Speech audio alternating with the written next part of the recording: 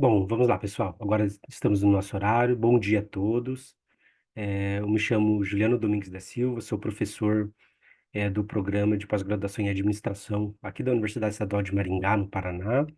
E é um prazer ministrar esse minicurso para vocês, esse workshop, com o título Meta-análise, oportunidades de publicação de alto impacto. Então, nessa apresentação, nós vamos entender um pouco sobre o contexto de meta-análise, um aspecto conceitual, o que que é o conceito e quais são os objetivos da meta-análise, o que que é uma meta-análise, o que que não é, e depois vamos ver um passo a passo de como uma meta-análise é feita. Aí no final, eu vou abrir aqui uma base de dados e mostrar um artigo que eu fiz de meta-análise e o processo que eu fiz para tabular os dados, de organizar as informações e encontrar os resultados que foram apresentados no artigo. É, então, esse vai ser o nosso roteiro, do nosso workshop aqui. O tempo, 1 hora e meia não é um tempo tão grande assim, né? A gente não consegue entrar em todos os pormenores estatísticos e todos os cálculos, mas eu vou tentar fazer uma breve revisão assim, de 1 hora e 15, mais ou menos. Daí a gente deixa um espaço para no final para perguntas. Mas se vocês tiverem algumas perguntas que foram surgindo durante e quiserem mandar aqui no chat, eu posso tentar incluir aqui na minha fala uma resposta para a pergunta de vocês de uma forma, de uma interação mais dinâmica, tudo bem? Então fiquem à vontade para perguntar quando as dúvidas surgir. Às vezes a gente guarda a dúvida para o final e acaba esquecendo, então podem perguntar durante. Bom,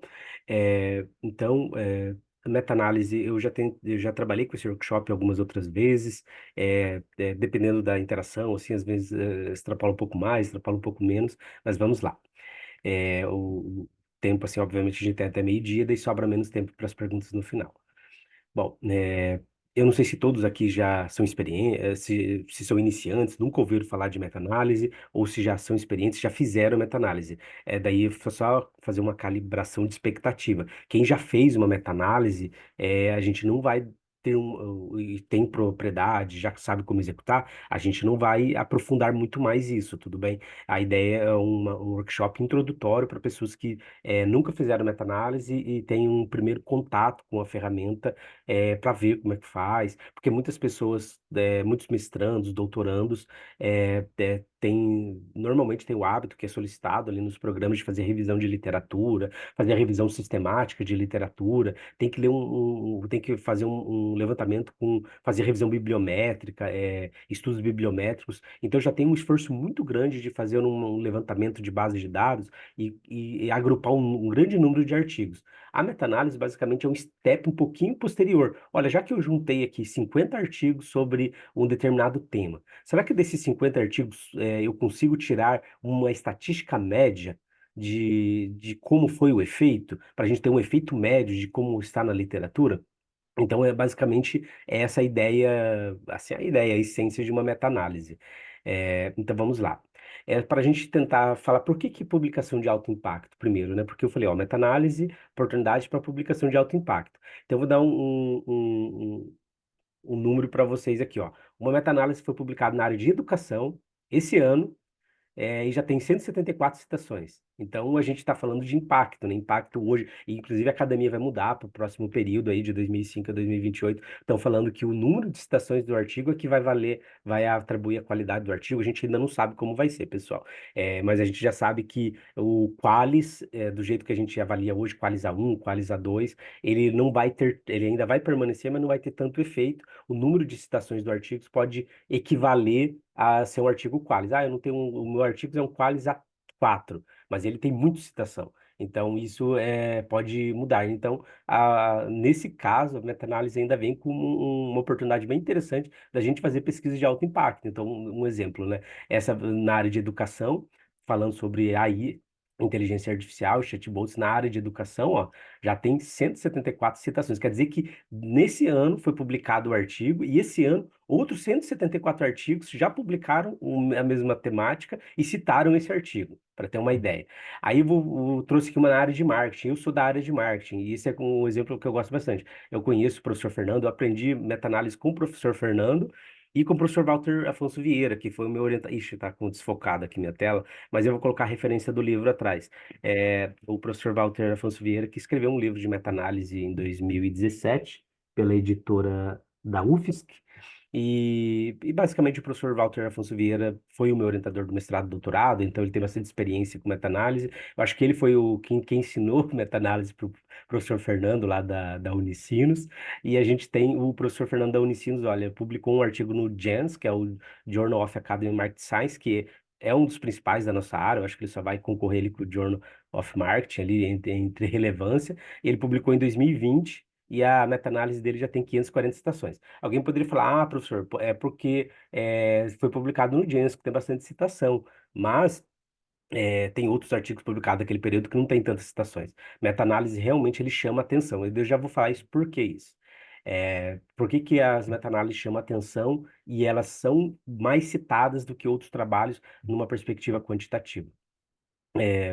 Aqui daí quando eu preparei esse workshop, era lá em 2020, na época da pandemia, 2020, 2021, eu acho que eu preparei o workshop, e daí na época eu tinha levantado esse artigo que era sobre Covid, ó, era uma meta-análise, sobre Covid. Naquela época, em 2020, tinha sido publicado o artigo, em 2021, que era no meio da pandemia, quando eu fiz primeira vez o workshop, esse artigo tinha 1.000 citações. Agora em 2024, passou-se aí 4 anos, né?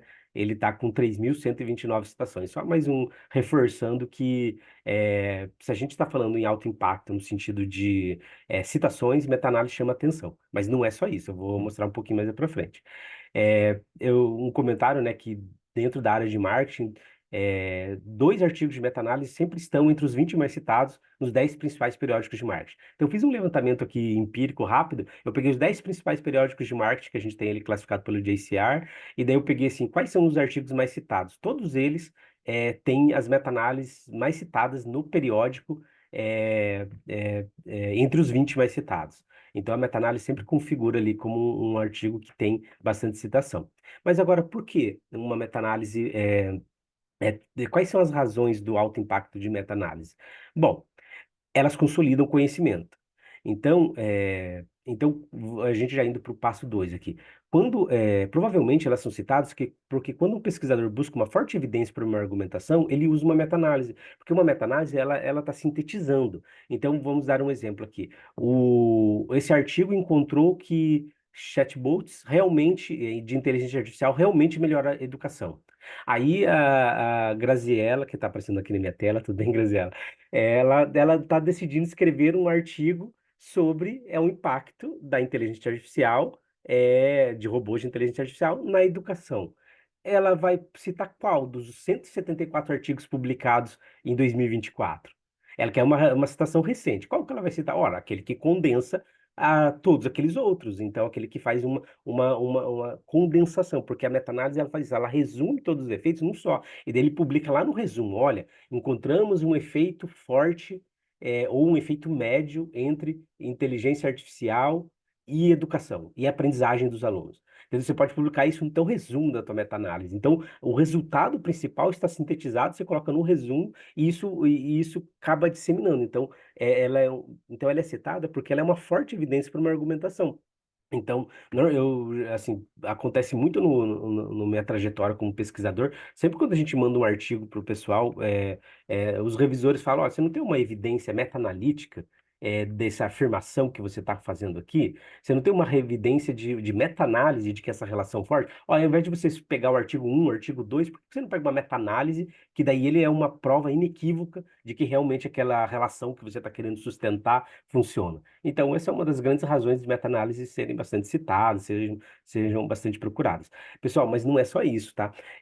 Meta-análise, elas também são utilizadas em definições de políticas públicas, principalmente na área de saúde. Então, se o governo quer adotar, isso foi um caso emblemático da pandemia, o governo vai adotar ou não cloroquina como uma política de saúde pública para combater Covid? Ora, se eu tenho um artigo que fala que cloroquina combate Covid e eu tenho 200 que falam que não combate, e eu faço uma média, um efeito médio, no efeito médio ele não combate, eu não vou adotar a cloroquina. Mesmo que um artigo tenha encontrado, mesmo que 10 artigos tenham encontrado, na média ele não funciona.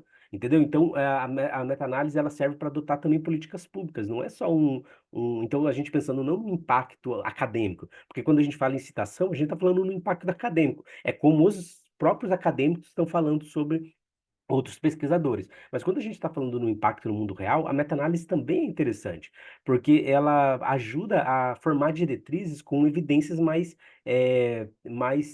inequívocas daquilo que a gente quer fazer. Repetir essa palavra, mas eu acho que é isso. O exemplo que eu vou dar para vocês no final agora desse workshop é um artigo que eu fiz sobre sistematizando alguns efeitos de meta-análise, que são efeitos que influenciam no impacto da gestão da força de venda e do desempenho dos vendedores, que era o tema que eu estudava no mestrado e doutorado sobre vendas.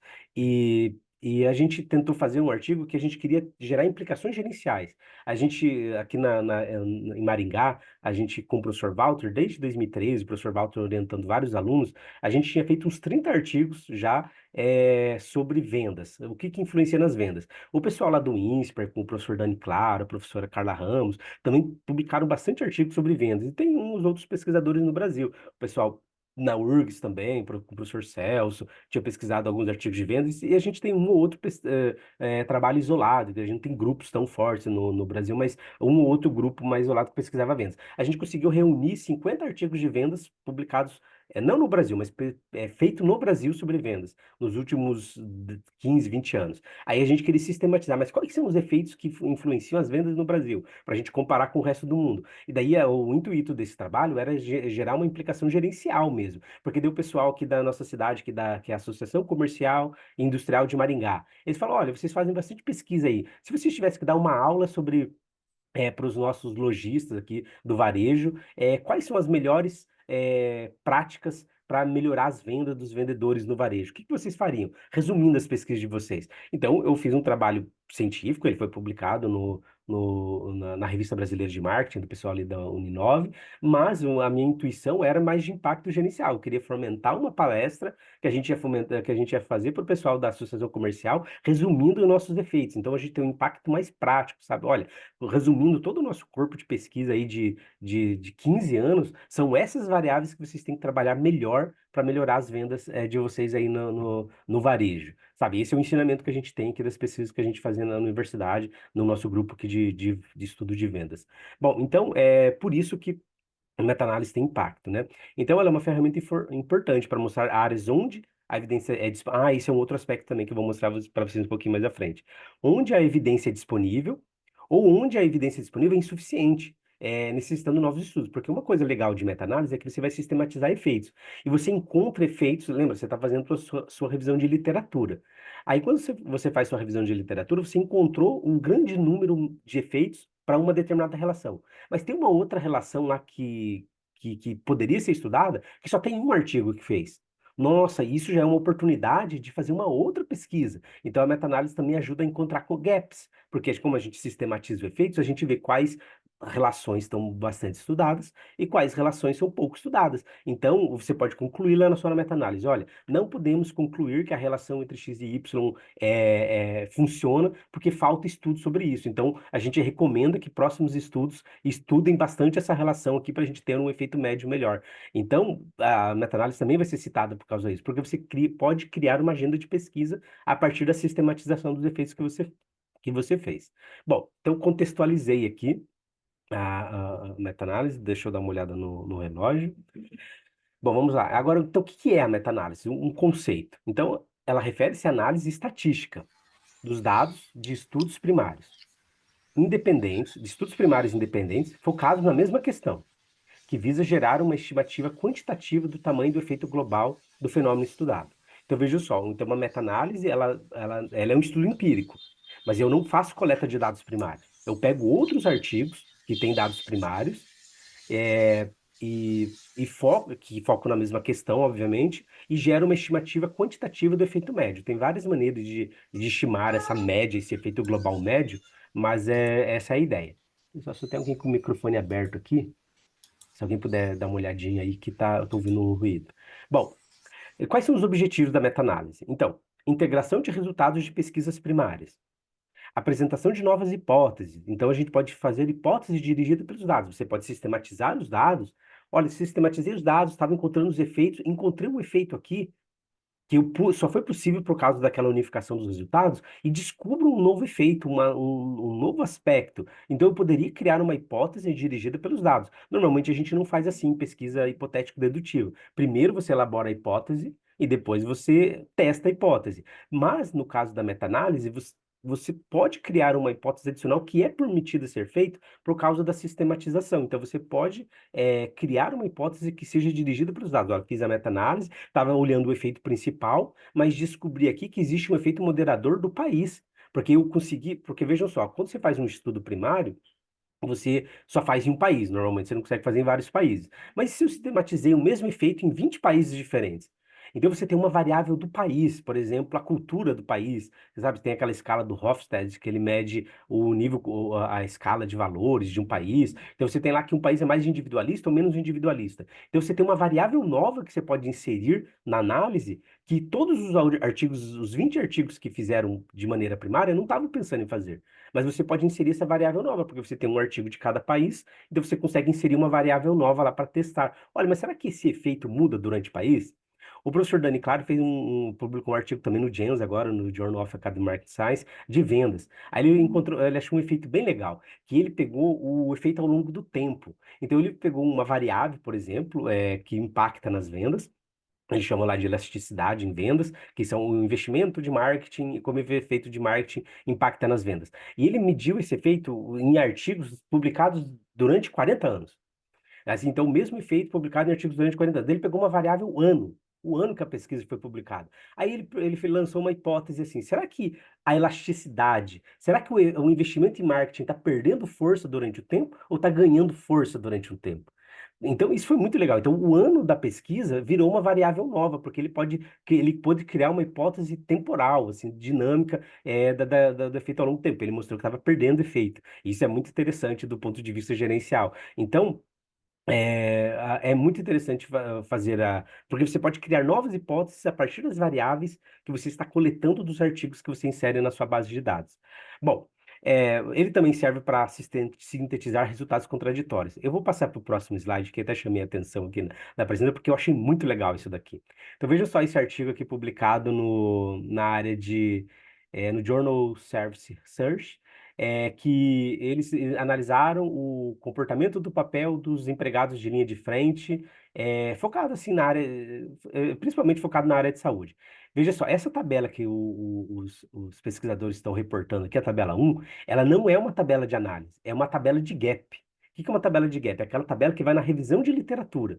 E ele está mostrando para o leitor, para os revisores, que existe inconsistência na literatura. E como que ele fez isso? Ele fez uma meta-análise, daí ele fez aqui, olha, a relação dos pares aqui, né? O embeddedness dos pares, como que eles impactam o comportamento no papel dos funcionários de linha de frente. Aí ele mostrou que nós temos efeitos fortes. Por exemplo, esse estudo aqui do Rissu, aqui 2011, encontrou um efeito de 0,41 e eles tinham feito aqui, ó, saúde, atendimento de saúde em Taiwan.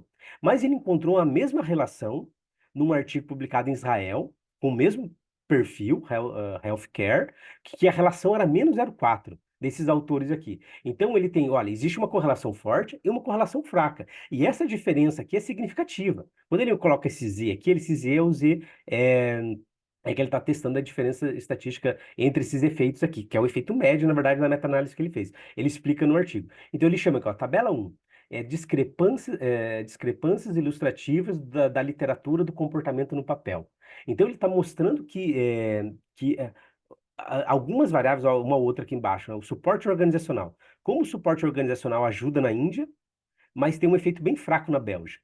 Então, ele mostra que, então ele fez uma meta-análise para mostrar que na literatura existe discrepância, que você tem efeitos muito fortes e efeitos muito fracos. Por isso que o meu trabalho é necessário. Que daí ele fez um trabalho aqui, ó, que era o efeito moderador da cultura nacional.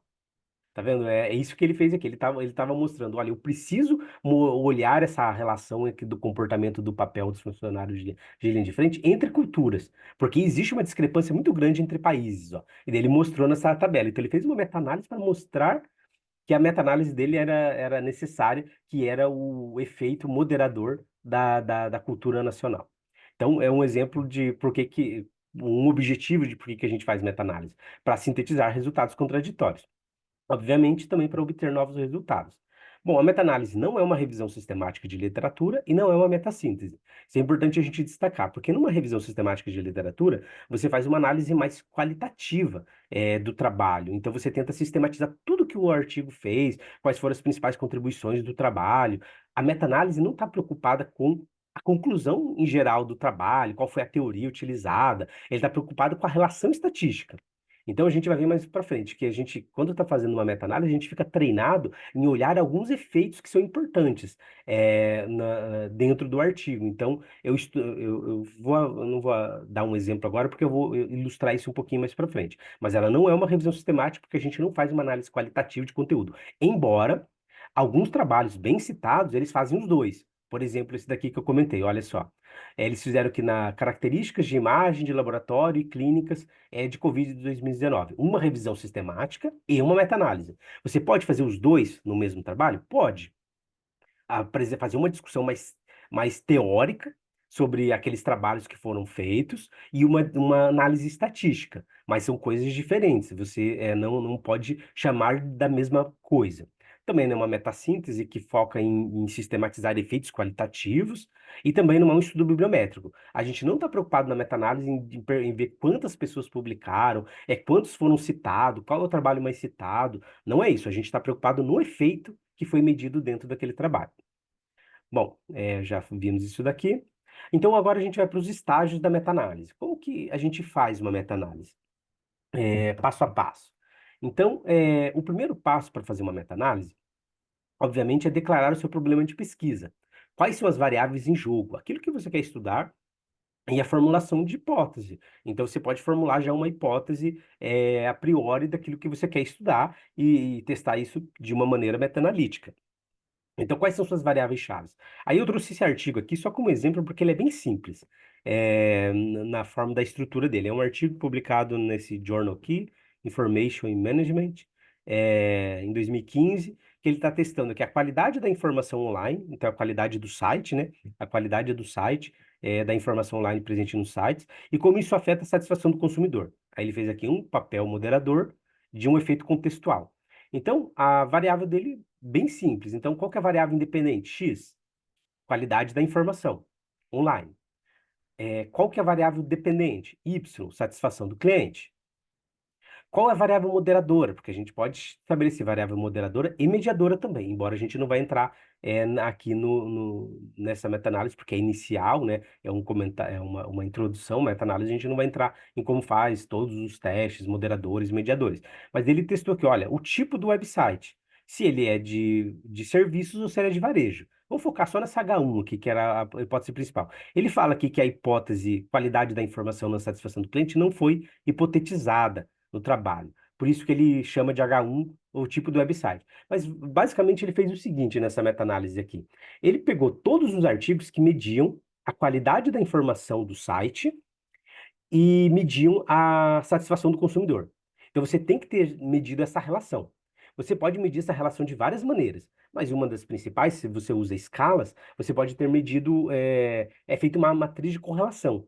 Então você tem uma matriz de correlação, uma correlação de Pearson média entre a qualidade da informação e a satisfação do cliente. Só que esses trabalhos, um era feito em varejo, outro era feito em serviço, um era, entendeu? Eles foram variando, porque cada um foi aplicado num contexto empírico. Ele codificou uma variável lá na base de dados dele, 0 e 1. 0 se era serviço e 1 se era varejo.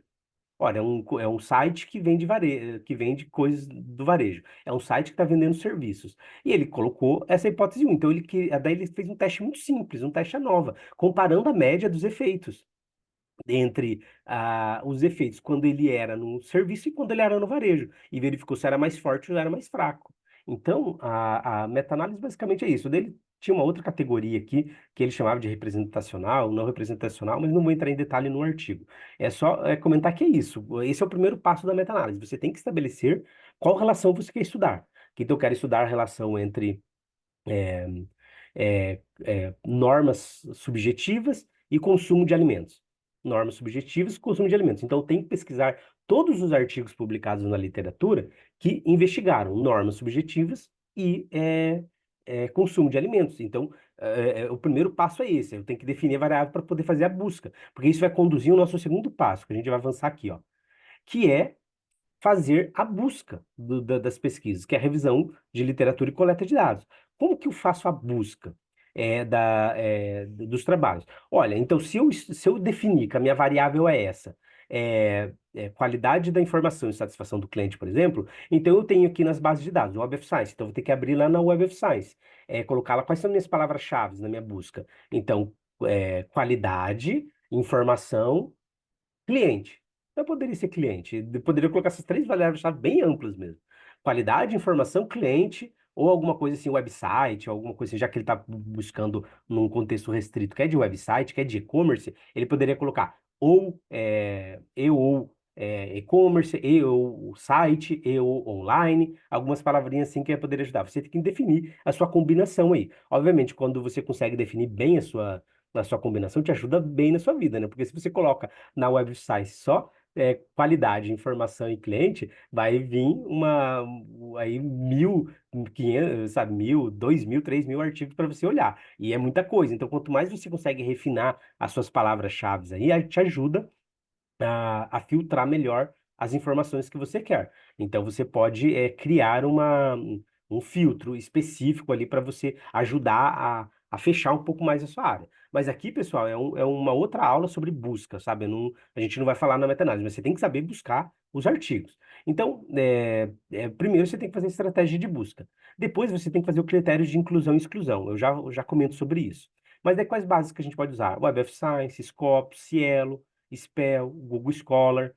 Depois de um tempo que eu mudei isso daqui, eu estava pesquisando na área de saúde, eu descobri a PubMed, que se eu vou pesquisar com dados de saúde, que eu estou pesquisando agora alimentação saudável, e esse aspecto assim, de health food, então eu tenho que pesquisar também na PubMed. Então são as bases de dados que a gente pode fazer as buscas dos artigos para a gente fazer. Existe eu vou mostrar para vocês adiante a matriz Prisma, que é como a gente organiza e como foi feita a nossa busca. Mas sobre os critérios de inclusão e exclusão. Então, a gente tem que definir esses critérios também. O que a gente vai incluir, o que a gente não vai incluir. Obviamente, algumas coisas ajudam a gente a, a, ajudam a gente na inclusão.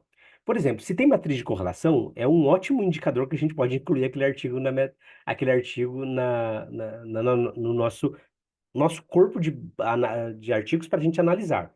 Porque a matriz de correlação, basicamente, ele já pressupõe que é um artigo quantitativo e que é um artigo que faz a relação entre duas variáveis. Então, se as duas variáveis estão lá, na matriz de correlação, perfeito. Só que eu aprendi mais à frente, eu vou falar para vocês depois, que só a matriz de correlação não é suficiente, porque às vezes alguns artigos têm algumas áreas que não publicam a matriz de correlação. Por exemplo, estudos experimentais, eles não publicam. Alguns artigos que fazem análise de equação estrutural, dependendo do número de palavras que tem no journal, no periódico que eles vão publicar, eles cortam algumas estatísticas, eles colocam lá só o desenho do modelo, né, do modelo estrutural, e colocam os betas dentro do modelo ali, como eles não colocam a matriz inteira de regressão e não colocam a matriz de correlação. Isso também dificulta um pouco, mas hoje em dia a gente já tem artifícios para resolver esse problema. Eu já chego lá.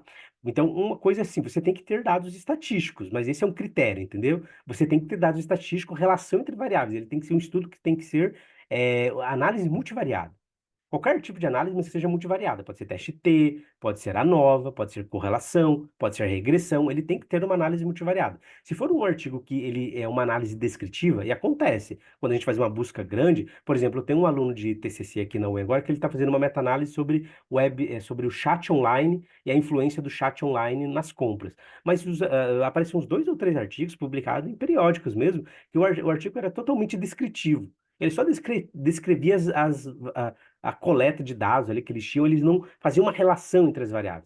Não tem relação entre as variáveis, não é então, esse é um bom critério. O artigo inclui relação multivariada, sabe? No mínimo, relação bivariada entre as variáveis, porque senão você não vai ter o efeito que você precisa para poder estimar. Bom, você tem que avaliar sobre os conceitos também, para evitar confusão semântica. Então, os conceitos têm que ser precisos. Um outro exemplo que eu estou trabalhando aqui. A gente estava trabalhando com intuição e deliberação, que é um estilo de julgamento de decisão, no hábito de comer. Então a gente está estudando. Só que a gente descobriu uma outra variável na literatura bem interessante, que era comer intuitivo, ou comer com atenção plena. Aí a gente achou, opa, interessante, comer intuitivo é uma forma também de intuição. Aí a gente incluiu os efeitos na mesma meta-análise. Então, assim, a gente tinha dois termos diferentes. Um era preferência por intuição para comer. Era um termo semântico. O outro era comer intuitivo, que era intuitive eating, sabe? Então era uma forma de comer de maneira intuitiva. A gente achou, é o mesmo termo, vamos incluir tudo. Os efeitos eram muito discrepantes, a gente ficou assustado quando a gente fez a análise. Daí a gente falou, vamos entender um pouco melhor sobre os conceitos, entender um pouco melhor sobre essa escala. Elas são coisas completamente diferentes. Embora o termo intuição esteja ali, olha, preferência por intuição para comer e comer intuitivo parece coisas, o termo igual, na hora da escala que estava medindo era completamente diferente. Então a gente está vendo o que que a gente vai conciliar esse resultado ali, porque a gente não poderia juntar aqueles conceitos para poder fazer uma meta-análise ampla ali. Bom, então a gente tem que buscar também artigos com operacionalização similar. Uma coisa que é um desafio muito grande, dá para fazer, mas é um desafio muito grande, é misturar efeitos de estudos experimentais com estudos correlacionais e com estudos de séries temporais. Sabe, são três maneiras diferentes ali de tratar os dados, de olhar os dados, que é difícil a gente conciliar os efeitos para colocar no mesmo lugar, mas tem forma, tem maneira. Quando você tem uma literatura escassa e que os pesquisadores têm preferência por pesquisar de maneira experimental e outros por pesquisar de maneiras correlacionais, e você quer sintetizar, então você tem formas estatísticas da gente conciliar os efeitos, mas dá mais trabalho para o pesquisador. Bom, então se você tem bastante efeito correlacional, fala, já coloca lá como restrição no início. Olha, como critério de inclusão, nós decidimos não, de exclusão, nós decidimos não incluir estudos experimentais, apenas estudos correlacionais. E tenta justificar lá a sua escolha. Ou o contrário, nós decidimos não incluir estudos correlacionais, vamos excluir só estudos experimentais. Então ajuda bastante, porque quando você mistura os dois, dá um pouco mais de trabalho e tem alguns cuidados específicos que tem que fazer. Bom, mas quando os estudos abordam diferentes métodos, a gente pode converter, tá, pessoal? Mas eu vou entrar isso aqui mais detalhe. Eu fiz uma planilha. Hoje, já naquela época, eu recomendava, quando eu fiz esse workshop lá atrás, tinha uma calculadora online que convertia os efeitos. Mas daí eu fiz uma calculadora ali. Eu fiz uns cálculos no Excel que ele fica bem mais ilustrativo de como a gente pode converter os efeitos. Eu vou mostrar para vocês no final. Bom, o que que a gente pode excluir? Então, olha, esses são critérios de inclusão. Vou incluir o artigo que tem matriz de correlação, que tem os conceitos que eu quero, que tem operacionalização similar. Mas o que que eu posso excluir? Estudo qualitativo. Não é nada de preconceito com estudo qualitativo, mas ele não tem o efeito, ele não tem a relação bivariada ou multivariada que a gente precisa. E a ausência de effect size, como eu comentei. O estudo é quantitativo, mas ele não tem, ele não informa em nenhum lugar um tipo de efeito que a gente possa tabular. Sabe, o autor consegue escrever de uma forma que ele coloca lá uma informação solta no meio do texto, é quantitativo, mas a gente não consegue extrair a informação, daí a gente tem que excluir também. Bom, aqui é uma matriz Prisma, pessoal, que é o estágio 3, ó. Então, para a gente fazer a meta-análise, a gente tem que avaliar os estudos. Então, a gente pode fazer esse fluxograma informativo aqui, que a gente vai explicar, olha, então, como que foi a minha busca? Então, eu fiz uma busca lá na Web of Science e na Scopus, aqui no primeiro passo. E daí eu consegui identificar tantos artigos nessa database que poderiam servir. Ah, daí como você pesquisou na Scopus, na Web of Science, às vezes vem estudos duplicados. Quantos desses eram duplicados? Os duplicados caem fora. Aí você continua. Olha, registros potencialmente relevantes identificados que eu posso escanear. Porque veja só, no início eu não estava nem escaneando eles, eu estava só olhando eles. Então ficaram tanto, ficaram 100. Desses artigos, desses 100 que ficaram, depois que eu excluí os duplicados, quais deles eu poderia excluir? Olha, excluir, ele era não relevante por causa disso, ele não estava uma tradução disponível, os dados não estavam disponíveis de alguma forma, você já pode escanear no próprio resumo do artigo, por exemplo, se ele é quantitativo ou qualitativo. Então a gente chama de screening ali, né? Que você só está fazendo o escaneamento inicial. Olha, eu tinha a palavra-chave que eu queria, por exemplo, qualidade da informação e satisfação do cliente. tinha as duas informações. Mas, quando eu olhei o resumo, ele já fala no resumo. Ah, esse aqui é um artigo qualitativo. Esse artigo seguiu uma abordagem, esse artigo seguiu uma abordagem qualitativa. Ou se não, esse artigo é uma meta-análise. Porque às vezes vem uma meta-análise na tua busca. Ora, você não quer fazer uma meta-análise de outra meta-análise. Então você já vai excluir, porque uma meta-análise é um artigo de revisão. Então, você já pode, pelo screening, sabe, que é uma análise inicial do resumo, você já pode excluir. E acontece muito da gente buscar que esse artigo que o meu orientante de TCC estava fazendo, ele tinha 247 artigos.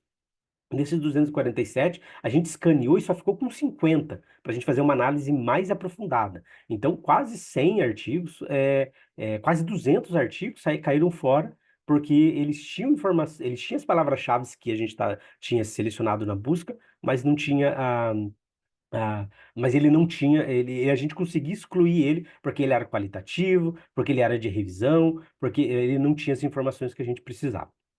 Bom, olha, depois que eu fiz o screening, eu fiquei com tantos artigos que eu vou fazer uma avaliação mais detalhada. Aí eu posso novamente incluir aqueles critérios. Opa, não é uma pesquisa original, nesse caso aqui, né, foi usado na área de saúde. Não é uma pesquisa terapêutica, não tem uma população relevante. Lembra da meta-análise que eu comentei no início né, que eu fiz, que é uma meta-análise com estudos sobre vendas no Brasil. Então, eu pesquisei lá, nas minhas palavras-chave era assim, performance, vendas, vendedor. Aí eu colocava uma última palavra no Brasil. Aí veio um monte de artigo ali. Então, o meu critério tinha que ser a população, tinha que ser vendedores do Brasil. Veio alguns artigos que eles comentavam sobre o Brasil como um mercado emergente. Então, tinha aquela palavra-chave dentro do artigo. Mas a amostra não tinha sido aplicada no Brasil. Ele só estava falando no Brasil para alguma coisa. Às vezes era um pesquisador brasileiro que publicou, e daí ele tinha lá no início do artigo, tinha lá o nome dele, de onde ele era. Ele está de uma instituição no Brasil, mas ele não aplicou, mas o estudo empírico não tinha sido feito no Brasil. Então, naquele caso, a população não era relevante para mim. Tinha a palavra-chave que eu queria, veio para minha busca, mas quando eu abri o artigo, eu ia buscar lá na amostra. De onde que é essa amostra? Ah, essa amostra não é do Brasil. Então, eu excluía o artigo. Então, a população não é relevante. Não tem, nesse caso aqui, que era de saúde, não tem grupo de intervenção relevante, não tem grupo de controle, não tem o resultado relevante. Acontece muito. No caso desse meu orientando de TCC aqui, a gente queria estudar o efeito do chat online no desempenho da empresa. Poderia ser desempenho financeiro ou desempenho relacional, que é associado ao comportamento do consumidor. Só que vinha alguns artigos que falavam sobre o quanto a pessoa usa o chat. O quanto a pessoa usa o chat não é ou a intenção das pessoas de usar o chat. Então, ele tinha as variáveis interessantes, mas a variável dependente não era que a gente queria, que era o uso do chat. No caso da Valéria que está aqui, a Valéria é me orientando de mestrado. A gente vai fazer uma meta-análise sobre o consumo, normas sociais no consumo de alimentos, mas é no consumo de alimentos não saudáveis. Então, um dos critérios que a gente tem, olha, o artigo, se ele está testando normas sociais para consumir fruta e verdura, não serve para Valéria, porque a gente quer normas sociais influenciando o consumo de chocolate, o consumo de fast food, o consumo de carne. Então, a gente quer carne vermelha, então a gente quer isso. Então, estudos que não incluam aquela variável relevante não servem para ela. Embora apareça na busca ali que a gente fez, ele acaba incluindo na nossa análise, a gente vai excluindo. Então, você tem que colocar os critérios de exclusão que fazem sentido para o seu trabalho. Então, você tem que registrar tudo nessa matriz Prisma, e daí você fica no final, olha, então esses são os artigos primários incluídos na minha meta-análise. Nesse caso aqui eu peguei uma Prisma de uma revisão sistemática, mas é a mesma lógica, tudo bem? Só peguei um modelo, que se vocês digitarem modelo Prisma na internet, vai aparecer vários modelos, mas eles têm basicamente essa lógica aqui, essa estrutura, que é esse fluxograma informativo. Então você define os parâmetros dos estudos incluídos, as formas de medição, informações para obtenção dos estudos, tamanho, característica da amostra, tudo isso pode ser relevante para você incluir ali no seu trabalho ou excluir. Bom, estágio 4. Então, o estágio 4 é estruturando a base de dados. Então, quando você vai estruturar a sua base de dados, então você tem que começar a extrair as informações que você precisa. Então, Eu vou mostrar para vocês, eu vou ilustrar para vocês no Excel, ali no estudo que eu fiz, que é no artigo que foi publicado. Mas você tem que tem que encontrar as informações necessárias dentro do artigo. E eu sempre recomendo aos meus alunos, por prática, por a gente ter feito várias meta-análises aqui, no nosso grupo, começa procurando a matriz de correlação. Não tem matriz de correlação, já é um sinal que tu poderia descartar. Mas não, hoje em dia a gente aprendeu que existe uma fórmula de calcular, você consegue tirar uma correlação de Pearson a partir de um coeficiente de regressão. Se você tiver disponível o teste T e o grau de liberdade, que é o número de variáveis que foram inseridas no modelo, você consegue extrair uma medida, um cálculo aproximado de qual era a correlação de Pearson daquelas duas variáveis. Que vocês sabem, né? Correlação de Pearson é uma correlação bivariada. É uma associação de força entre duas variáveis.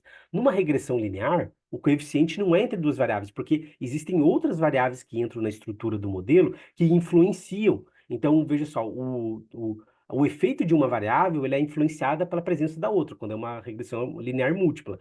Então, esse efeito que a gente consegue calcular, ele não é o efeito exato, é um efeito estimado que a gente tem, mas pelo teste T a gente consegue.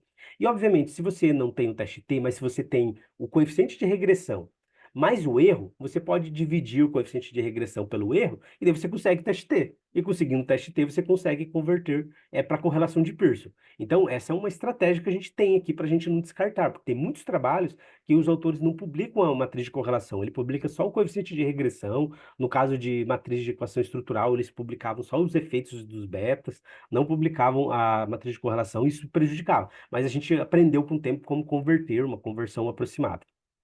Bom, e quando a gente tem diferenças de médias? Isso é complicado. Lembra que eu falei, né? Diferenças de médias, basicamente, é estudo experimental. Então, vamos supor lá o professor Marcelo Mol Brandão, da, lá da Universidade Federal do Espírito Santo, lá de Vitória, ele estuda uma variável lá chamada crowding. Então, o quanto está lotado ou quanto não está lotado é um restaurante, por exemplo, e minha intenção de consumir naquele restaurante. Então, a gente pode transformar uma variável de crowding numa variável, numa correlação de Pearson? Pode, por exemplo, se o professor Marcelo Moll fez um estudo experimental, e nesse estudo experimental ele tinha um estudo de controle. Estudo de controle é a ausência de crowding. E o grupo de intervenção, presença de crowding. Então ele tem ali o grupo de controle e o grupo de intervenção. Aí ele faz qual que é a intenção de você consumir nesse restaurante, considerando. Aí você tem uma média do grupo de controle e de intervenção. E com essa média, você consegue estimar o dead-cooling, que é a força do efeito do crowding na intenção do restaurante. E o dead-cooling, você consegue convertê-lo em R de Pearson. Então, a gente consegue, de um estudo experimental, é, transformar numa correlação. Então, aquela correlação seria, olha, o quanto o crowding afeta, seria a interpretação dessa correlação de Pearson seria o quanto ter crowding afeta na intenção de consumo. Exatamente como a gente investigaria se fosse um estudo correlacional, que você aplicava uma escala da presença de crowding e da intenção de consumo. Então dá para a gente converter. Proporções de chance também dá, quando você tem uma regressão logística, e você tem lá uma proporção de chance de uma variável afetar uma escolha em relação a outra escolha, também dá para converter. Bom, então você vai primeiro encontrar a medida principal que você precisa para a tua análise. Você tem que identificar essa medida, que é a associação que você estava fazendo. Então, no caso da Valéria, que quer estudar normas sociais e intenção de consumo, ela tem que encontrar onde está registrado no artigo a variável-chave dela. Qual que é onde está registrado o efeito da variável-chave dela? Opa, está na matriz de correlação, está na matriz de regressão, está numa tabela nova de diferença de média, está num teste T, ela tem que encontrar. Porque se você não encontra a tua medida-chave, que você precisa, que é a associação que você quer estudar entre a variável que você está estudando e a variável de desempenho, né? A variável independente e dependente, se você não encontra, você tem que descartar o artigo. Então você tem que encontrar, é o primeiro passo. Opa, encontrei a variável que eu queria, então eu posso começar a tabular. Por exemplo, você começa pelo efeito. Ah, encontrei lá na tabela de correlação de Pearson, estava linda. Dentro da tabela de correlação de Pearson já tinha lá variável, normas subjetivas e intenção de comer. E eu sabia que o estudo era de não saudável, no caso da Valéria. Lindo. Então, encontrei o coeficiente de correlação de Pearson, tabulo ele no Excel, ali onde eu estou registrando meus dados. Aí eu vou começar a coletar as outras informações. O nome do artigo, o ano que o artigo foi publicado. Aqui, ó.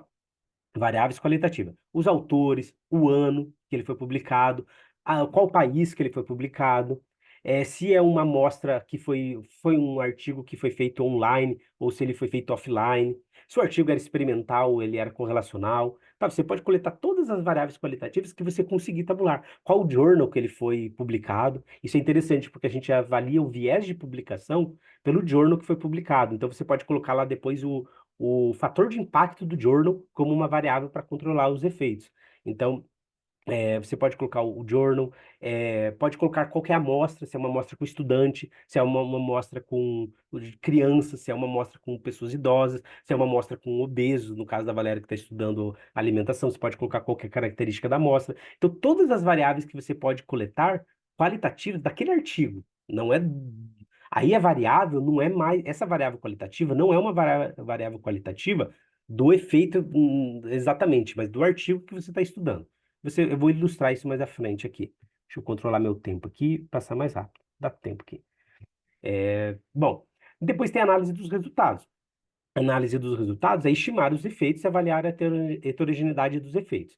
São duas coisas importantes: estimar o efeito e avaliar quanto aqueles efeitos são heterogêneos. Porque o que que acontece? Se a gente pega muitos estudos diferentes de muitos lugares, pode ser que os efeitos são tão heterogêneos entre si que não faz sentido a gente ter um efeito médio deles. Porque, veja só, um efeito médio quer dizer que são coisas mais ou menos próximas. Se o efeito é muito discrepante, é um sinal que a meta-análise está falando: olha, não vale a pena juntar esses efeitos aí, você está tentando criar uma média de uma coisa que não tem média.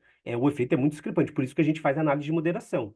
Uma análise de moderação é uma forma de superar, a gente reduz a heterogeneidade da amostra quando a gente, coloca um efeito moderador. Opa, o que estava causando a heterogeneidade é o país. Naquele exemplo que eu comentei aqui, ó, olha só.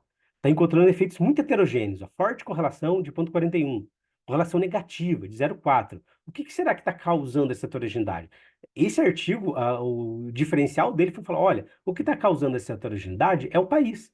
Porque a cultura do país influencia na relação do funcionário de linha de frente ali, que atende as pessoas, o atendimento das pessoas da linha de frente. Isso difere entre países. Bom, então, eu não vou entrar muito nessa questão da análise agora, que a gente vai entrar mais depois. E a apresentação dos resultados,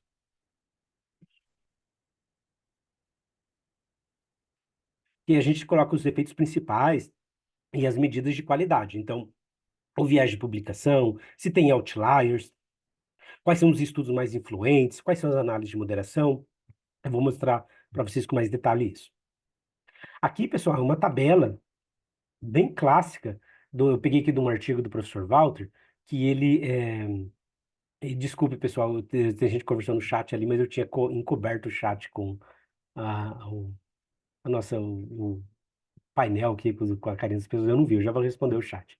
Então, mas aqui eu peguei um artigo do professor Walter, do professor Santini, que eles mostram, essa aqui é uma tabela clássica de como reporta uma meta-análise. Então, veja só aquilo que eu estava falando, olha, o O aqui é o número de observações que eu tenho. O K é o número de estudos. Por que que eu tenho mais observações do que estudo? Porque pode ser que tenha algum artigo que tenha feito esse efeito duas vezes.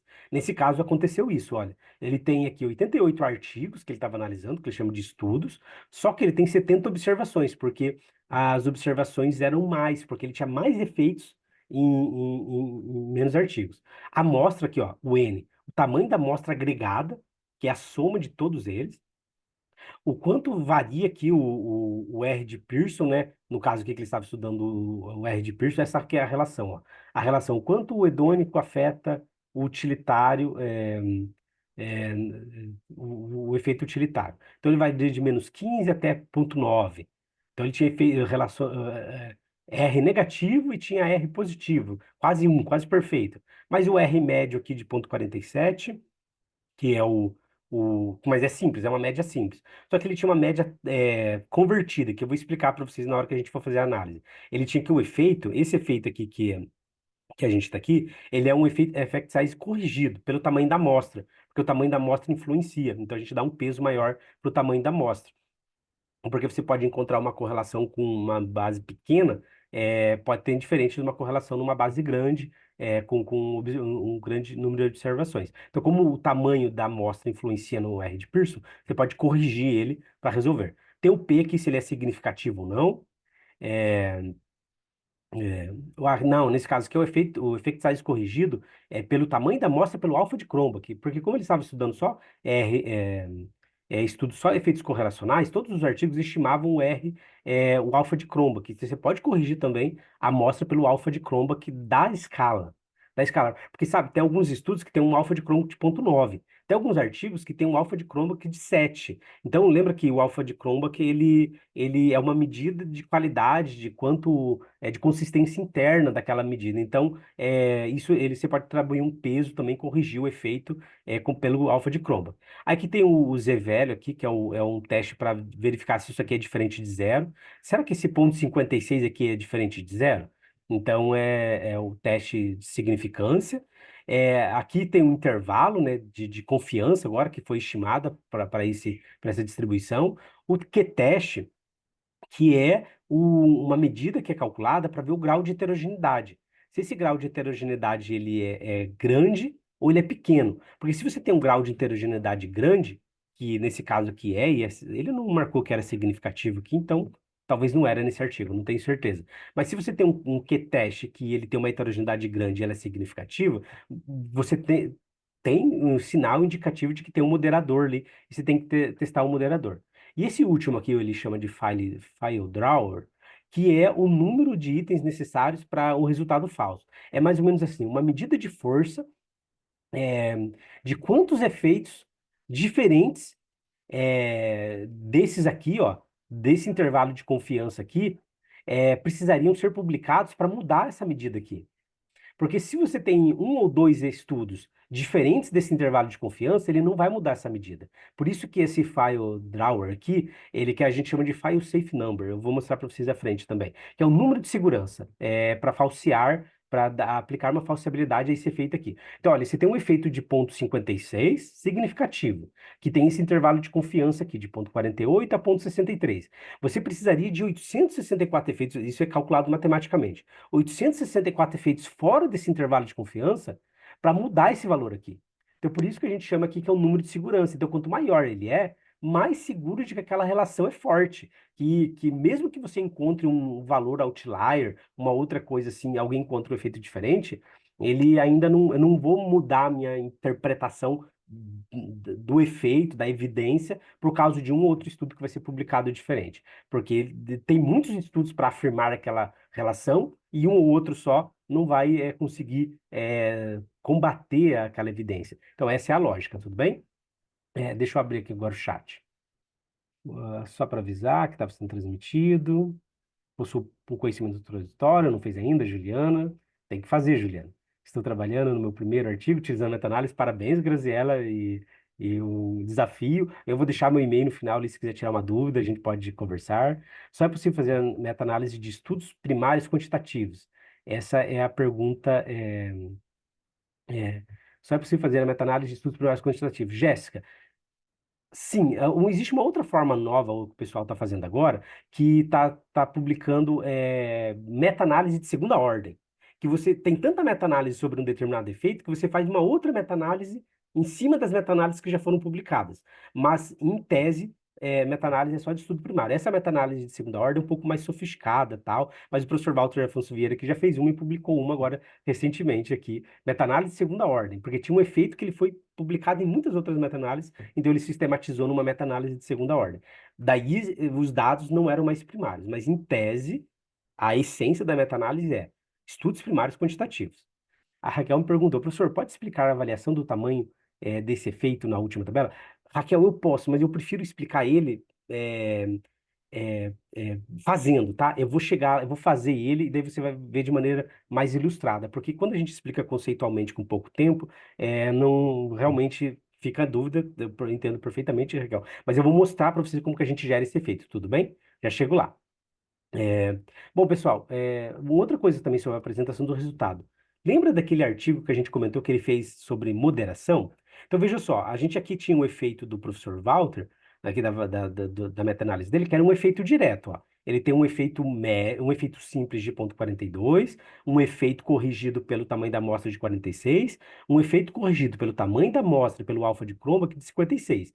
Esse ponto 56 é aquela correlação de Pearson, Raquel, que varia de -1 até +1. Então, ponto 56 quer dizer que é uma relação muito forte. Assim, basicamente, assim, dentro da literatura, a gente chama de forte para muito forte, sabe? Ponto 56. Porque se ele tivesse mais próximo de um, ele seria uma correlação perfeita. E assim, não existe correlação perfeita. Se a gente está encontrando uma correlação perfeita com estudos baseado em survey, quer dizer que as variáveis estão dizendo a mesma coisa. Então, não é um bom sinal. Obviamente, a gente tem uma correlação perfeita com dados econométricos. Ah, talvez eu entendi a pergunta da Raquel. Não, a pergunta da Raquel não, a pergunta da Jéssica. Só é possível fazer meta-análise com estudos primários? Não, Raquel, se a gente tiver estudos econométricos, por exemplo. Se você tiver algum estudo econométrico publicado, o estudo econométrico não é dado primário, né? Então você tem lá um estudo econométrico da relação entre o PIB e corrupção, sabe? São indicadores econômicos. Mas você tem vários estudos de PIB e corrupção em vários países do mundo. Você pode sistematizar aqueles efeitos publicados e estudar um efeito médio do PIB da corrupção? Pode. E todos eles eram com efeitos secundários. Talvez eu respondi melhor a pergunta da Jéssica, que eu não tinha entendido inicialmente, Jéssica. Mas se você tiver estudos secundários, com dados secundários, por exemplo, que são dados econométricos, e eles têm os efeitos que você precisa, você pode também fazer uma meta-análise deles. Pode sim. Então eu reformulo a resposta para você, tudo bem, Jéssica? Porque né, um caso seria esse, né? Estudar o PIB e o crescimento do país, o PIB, se bem que PIB é crescimento, né? Mas eu poderia utilizar de outra forma. Bom, vamos lá. Então, só que aqui ele estava reportando o efeito direto. Aqui nesse autor, ele tinha testado uma hipótese de olha, mas será que existe diferença entre os efeitos? Olha só, ele fez uma tabelinha da moderação. Como que você faz a moderação? Você coloca os efeitos separados. Olha, então ele encontrou 23 efeitos, 23 estudos que foram aplicados no varejo. E ele tem aqui um effect size é, de ponto 63. Aqui, ó, de corrigido, de ponto 55. E no serviço, de ponto 74. E daí ele tem aqui a variância, né, o que testa a variância entre eles, ele tem um intervalo de confiança, que é um intervalo superior e um inferior. E daí ele pode dizer, será que 74 é diferente de 55? Assim, visualmente a gente acha que sim, mas ele pode fazer daí um teste ANOVA, ou um teste T, que eu vou mostrar para vocês depois, que mostra que existe uma significância. Olha, o efeito da qualidade da informação na satisfação do cliente é muito maior em sites voltados para serviço do que sites voltados para varejo. Em sites voltados para varejo, a qualidade da informação e satisfação do cliente não é tão forte assim, mas em serviço é muito forte. Então, ele pode concluir que em sites de serviço você tem que se preocupar muito mais com a qualidade da informação do que quando você está trabalhando em site de varejo. Seria basicamente essa conclusão do artigo dele aqui. Boa pergunta, Kelly. Quantos artigos mínimos são utilizados? Você precisa de no mínimo 5 efeitos, Kelly. 5 efeitos para você conseguir estimar ali esse intervalo de confiança tal do efeito. Então, no mínimo 5 efeitos. Mas se você só tem 5 efeitos, quer dizer que não é um bom indicador para fazer meta-análise ainda, tá, entendeu? Quer dizer que a literatura não está madura o suficiente para testar aquela relação para fazer a meta-análise. Então, talvez não valha a pena ainda fazer. Mas, do ponto de vista estatístico, 5 efeitos já está tudo bem. Indo para o final aqui, pessoal, da parte da apresentação, para a gente ir para a prática, que daí eu deixei meia hora para a prática. Então, veja só, quais são as oportunidades para vocês que são novos, pesquisadores, introduzindo isso aqui? Então, olha, a revisão sistemática normalmente é o estágio obrigatório da formação do mestrado e doutorado. Então, uma meta-análise é o passo posterior, que pode compor uma das fases da pesquisa. Vou dar um exemplo para vocês, aqui, ó. Então, o professor Walter faz muita meta-análise, né? Então, por isso que os exemplos foram todos deles. Mas ó, esse artigo aqui, ó, que ele publicou com o Walter Fay, que é um colega meu aqui, o professor Gabler e o Rosinaldo, um colega também, foi o impacto da intuição, da deliberação na ambidestria. E esse artigo ele é interessante porque eles fizeram um estudo primário de um estudo primário com vendedores. Era a dissertação de mestrado do Rosinaldo. É o Rosinaldo Cardoso, que era um estudo primário. E ele fez lá uma coleta lá com um grande varejista. Só que daí eles queriam publicar esse artigo, e daí o Rosinaldo tinha feito uma boa revisão sistemática. E ele tinha levantado todos os artigos que estudavam essa intuição e deliberação aqui.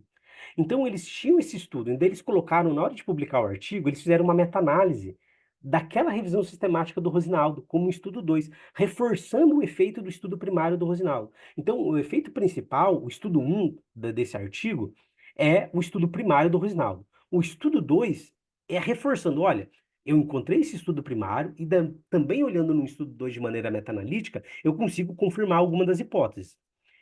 Então, eles conseguem confirmar as hipóteses tanto com o estudo primário quanto com o estudo secundário. Então, uma meta-análise, ela pode entrar como uma parte secundária, sabe? Imagina que você está fazendo sua dissertação, sua tese, você pode, no seu estudo principal, a meta-análise pode ser um estudo inicial. Por exemplo, imagina que você tem lá, está estudando um processo de mediação. E essa mediação seja o seu gap. Olha, ninguém nunca explorou essa mediação, mas o efeito principal é estudaram. Então você pode colocar na sua tese ou na sua dissertação testar a sua hipótese principal, que é a relação entre A e B, com meta-análise, e depois fazer um estudo primário só para testar o mediador. Olha, embora eu tenha aqui esse monte de efeito que confirma que o efeito entre A e B funciona, nenhum desses estudos estudaram o mediador. Então, a minha tese contribui, a minha dissertação contribui por explorar a mediação. E a mediação eu fiz vários estudos experimentais aqui e estou fazendo então, você pode compor a sua tese, sua dissertação com dois estudos. Primeiro, de meta-análise, e segundo, com estudo primário. Nesse caso do Walter, aqui eles fizeram o contrário. Primeiro foi o estudo primário e depois a meta-análise. Você pode inserir e dar muito mais robustez para sua pesquisa. Porque você já faz todo aquele trabalho de revisão. Imagina, já fez toda a revisão, as estatísticas já estão ali, é só eu jogar e calcular o effect size, que a gente já vai chegar lá, Raquel, e estimar o efeito médio, e então é um esforço um pouco a mais. Bom, a meta-análise permite também produzir informação útil com custos reduzidos. Pessoal, é difícil fazer experimento, sabe? Inicialmente eu queria estudar alimentação saudável, a Valéria, o aluno de doutorado aqui estava estuda comigo também alimentação saudável. A gente queria fazer experimento na universidade. A gente quer fazer o experimento aqui, sabe? Montar uma sala, estudar o consumo de alimento, ou se não fazer dentro do RU. Nossa, você tem um monte de restrição com o comitê de ética. Você tem, no caso de alimentos, a gente tem que estudar.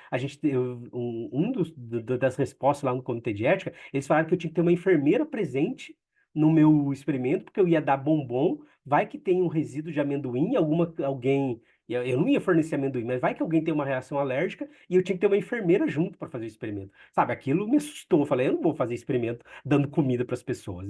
Se for no RU, tudo bem, porque daí já é controlado pela nutricionista, não é risco meu, mas eu abri uma sala, um laboratório, que eu queria fazer um laboratório, e chamar os alunos lá para fazer esse experimento de maneira controlada no laboratório da comida, eu não faço problema, eu não consigo passar no meu comitê de ética aqui. Então, eu desisti. Meta-análise, eu não preciso fazer isso, porque olha, eu vou sistematizar o efeito e tentar encontrar uma relação que ninguém estudou, mas que está ali, sabe, de alguma maneira está ali nos artigos, de outros estudos feitos. Então eu decidiu assim, então uma aluna doutoranda minha que defendeu agora aqui a tese dela, ela só fez só meta-análise. A gente ia fazer experimento, a gente fez 4 experimentos online. Online tudo bem, né? Porque daí online não tô dando comida para ninguém, não tem nenhuma reação alérgica, não tem problema com o comitê de ética.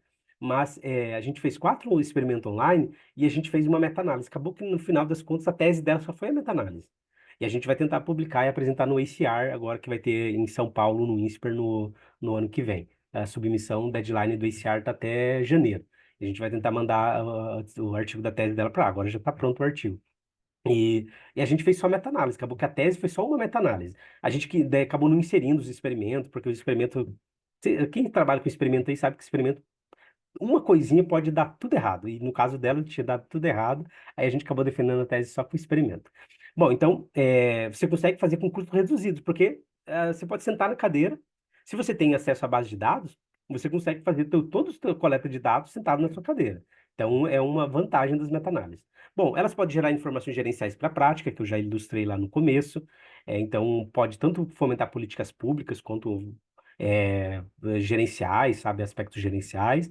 E é uma técnica estatística com fácil assimilação. E isso eu vou mostrar para vocês agora como que é fácil de entender a estatística da meta-análise diferente. Obviamente, se você tem que ter um background de estatística, porque a gente fala de correlação de Pearson, de teste T, de regressão linear. Se você não sabe esses conceitos, você não vai conseguir fazer a meta-análise. Então, um básico de estatística você tem que ter. Mas o teste da meta-análise, ele é muito simples. E é isso, pessoal. Agora a gente vai para a prática. Eu me programei aqui, a gente tem até meio-dia. Então a gente agora é 11h33, então a gente vai mostrar na prática. Então eu vou mostrar esse artigo aqui, pessoal, que foi publicado no- na Revista Brasileira de Marketing, né? O pessoal lá gosta de chamar de Brazilian Journal of Marketing, em inglês. Então esse artigo aqui, ó, Drive Sales Performance no Brasil, uma meta-análise. Então, esse artigo que foi publicado por mim, pela Letícia e pelo Walter, não o Walter Vieira, o Walter Fay, então nós três fomos orientandos do professor Walter Vieira. E a nossa intenção nesse artigo aqui era sintetizar todos os estudos que foram feitos orientados pelo Walter Vieira nos últimos 10 anos. Só que a gente viu que tinha mais um grupo de estudo de vendas do pessoal ali do INSPER. Então, a gente incluiu os trabalhos do pessoal do INSPER. E daí a gente viu que tinha mais uns outros trabalhos isolados no Brasil. Então, a gente incluiu todos. No final, a gente tinha que ir em 51 estudos. 51 estudos ali que foram feitos. As amostras, assim, independentes, somadas, deu 91 mil vendedores somados. Então, é relevante, né? Imagina que quem consegue fazer um estudo primário com 91 vendedores, né? Então, a gente conseguiu uma amostra mais relevante. Por isso que você pode confiar mais na evidência. Só que a gente tinha uma coisa bem interessante, 518 effect size. Mas por que que a gente tinha tanto efeito se a gente só tinha 51 estudos? Porque basicamente a gente tabulou todas as variáveis que foram estudadas. Eu vou mostrar isso para vocês ali na prática agora. Então eu vou sair dessa tela agora, da apresentação. Um instantinho. Meta-análise pode usar dados não probabilísticos? Pode, Matheus. É, Eu não sei o que que é RSL, Glauco. Ah, revisão sistemática de literatura, meta-análise, empírico. Ou se você Isso. conseguir na tua tese, Glauco, na tua dissertação, aí você mata pau, sabe? Porque RSL é, está feita, né? Então, uma então, meta-análise agora para e testar o depois um empírico empírico só depois. para explorar. Nossa, você daí mata pau ali no trabalho. Do ponto de vista, ali você fecha tudo que você precisa. Porque você tem que evidenciar de maneira mais teórica na revisão sistemática, de maneira empírica na meta-análise, e depois você faz o seu empírico para explorar uma coisa que não estava sendo explorada ainda. E, nossa, você consegue fazer um bom trabalho. Qual que é o congresso com submissão até janeiro? Isadora, é de comportamento do consumidor. Tem que ir, Isadora. Esse AR Latim vai ser no INSPER. O ACR é o principal evento de consumo, né, de pesquisa de comportamento do consumidor no mundo. Aí eles vão fazer esse ano, o ano que vem, em 2025, no Brasil, e vai ser no INSPER, né? Então é um evento fantástico. As submissões, a deadline é até janeiro, pesquisa aí. Quem pesquisa o comportamento do consumidor tem que ir no evento, é obrigatório. É mais importante, porque é relevante, vai ser no Brasil, né? O ACR é o principal evento de comportamento do consumidor. Mas vamos lá para a prática, pessoal. Deixa eu só parar essa apresentação e agora eu vou compartilhar a minha tela. Vou compartilhar a minha tela toda. Aqui eu acho que está compartilhando o meu explorador. Só um instantinho, pessoal. Se alguém souber me ajudar como que compartilha a tela toda,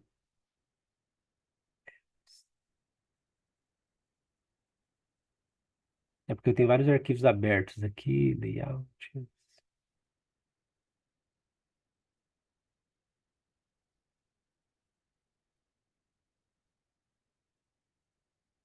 Bom, eu compartilhei o meu Explorer aqui, porque ele tá.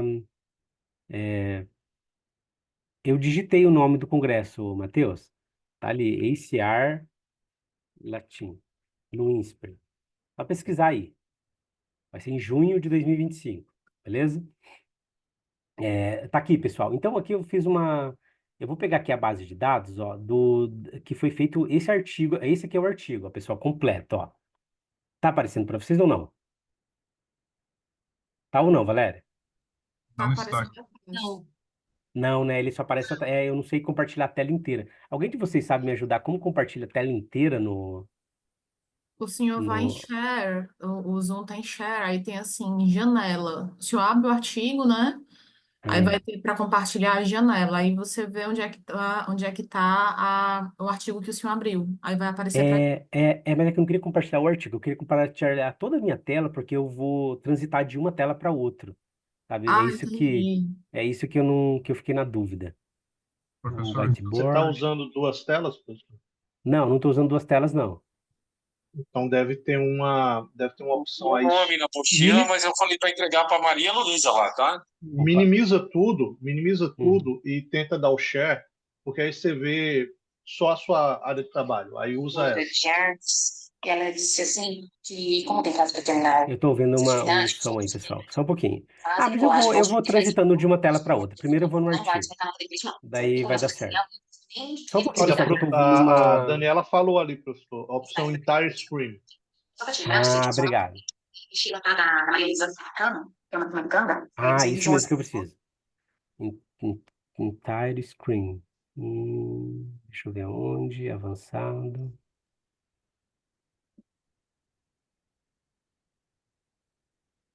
Eu não achei essa opção não, hein?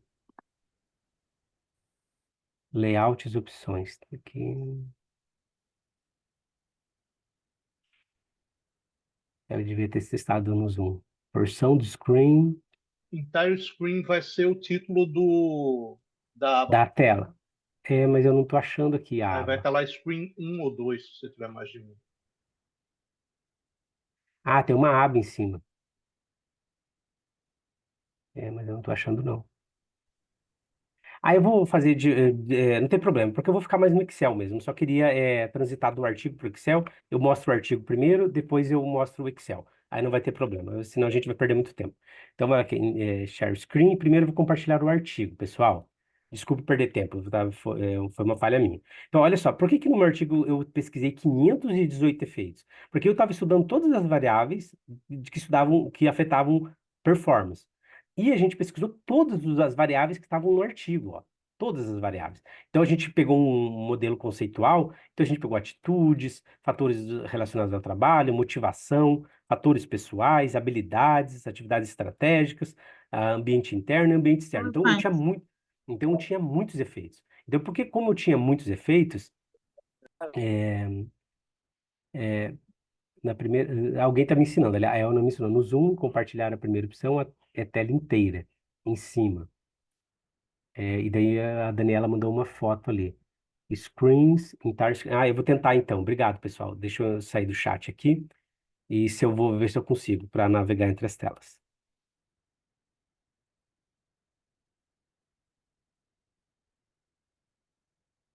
Mas ele não aparece para mim, não. O que está aparecendo aí, pessoal? É o artigo? O artigo. Ah, o Isso, artigo. modelo Então, conceitual. então acho que eu consegui mesmo. Eu acho que agora deu certo. Então, o modelo conceitual. Então, esse é o artigo que eu fiz com todas as variáveis. Então, agora eu vou mostrar para vocês no Excel. Vamos ver se eu mudou de tela. Mudou. Ah, ótimo. Então deu Agora o certo. senhor conseguiu, Obrigado. professor. Obrigado ao quem me ajudou aqui. Obrigado, muito obrigado. Tanto a Daniela quanto a Elna ali. Obrigado mesmo. Bom, então, olha só. Aqui está a coleta de dados do artigo. Então, tabulação do artigo. Foi um artigo que a gente tinha mandado para o Enampad de 2021. Então, pessoal, eu vou mostrar para vocês como foi coletado o artigo. Então, na primeira variável, a gente coloca uma identificação do artigo. Primeira variável. Segunda variável, eu tabulei o nome do artigo, o paper, né? Esse aqui era o artigo do professor Walter de 2020. Aqui, quando eu fui coletar, aqui é a base bruta, ó. Essa é uma base bruta que a gente começou a fazer, olha. Então, a primeira variável era a liderança transacional. Aí eu já calculava o alfa de Cronbach da liderança transacional. Aí eu calculei qual que era a relação entre a liderança transacional e a performance. Esse aqui é o R de Pearson. Esse aqui é a variável mais importante que eu encontrei lá dentro do artigo. E qual que era a variável de resultado? Sales performance. Basicamente, só com isso daqui eu já consigo fazer a meta-análise, que é o efeito principal, nesse caso aqui, entre liderança transformacional e sales performance. Só que se eu quisesse fazer uma meta-análise só sobre liderança transacional e sales performance, eu poderia. Mas nesse caso, eu queria fazer um artigo mais global. Por isso que daí eu fiz categorias, ó. Então, veja só, a liderança transacional categorizei numa subcategoria, ó, chamada fatores gerenciais. E esse subcategoria fatores gerenciais eu categorizei numa categoria mais ampla ainda, chamada ambiente interno. Então, o que eu testei na prática foi o ambiente interno. Quer ver? Eu tenho mais para baixo aqui. Só para a gente achar essa aqui. Deixa eu colocar aqui. Interno.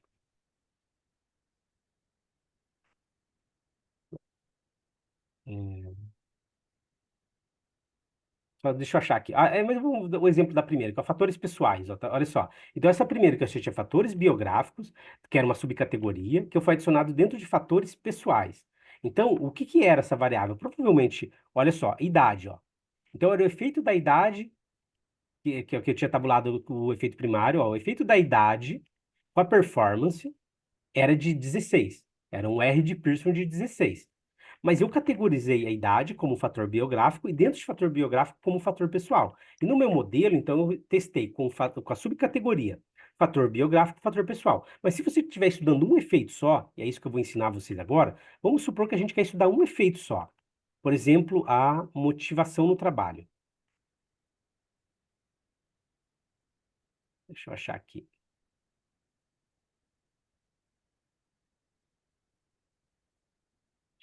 Tá aqui. Working.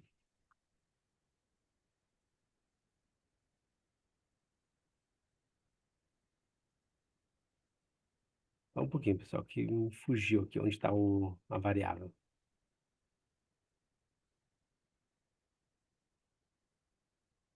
Ah, eu estou ocultando a variável aqui, é por isso. Por isso que eu não estou achando. Receber. Ah, agora eu vou achar.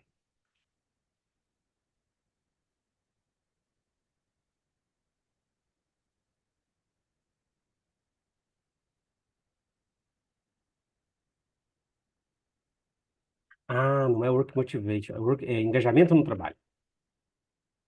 Aqui, agora achei. Então, veja só, a subcategoria que eu medi era motivação, engajamento no trabalho. A motivação no trabalho foi, eu incluí todos esses efeitos aqui, ó. Satisfação no trabalho, identificação interpessoal no trabalho, felicidade, ligação com a marca, atitude com a marca, atitude com, satisfação com o trabalho. Todos esses efeitos, eles entraram na minha meta-análise como work engagement. Então, eu tinha aqui, ó, 32 efeitos de engajamento no trabalho. Então, esse foi o efeito aqui. Só que veja só, além dos preditores, pessoal, a gente coloca outras coisas aqui também, ó. Por exemplo, o tamanho da amostra. Com o tamanho da amostra, eu posso calcular o erro padrão, que é uma fórmula, ó, que é basicamente 1 dividido pela raiz do tamanho da amostra menos 3. Aí tem no livro do professor Walter Vieira, como que a gente calcula o erro. Aí eu coloquei aqui, olha, se a variável de desempenho, ó, ela era objetiva ou subjetiva. Porque tem alguns estudos de vendas, no meu caso, que eles pesquisavam vendas com o vendedor respondendo um questionário, dizendo quanto as vendas dele estavam bom ou não, ou tinha estudos que pesquisavam o faturamento real mesmo, quanto ele faturou no mês. Quem respondeu a resposta daquele questionário? Foi o vendedor, foi o gerente, foi o cliente do vendedor. Qual que era o setor? Era serviço, era comércio, era varejo? Qual que era o segmento? Banco, produto eletrônico, calçado? Era B2C ou era B2B? Qual que era a idade média dos vendedores da amostra? Veja só.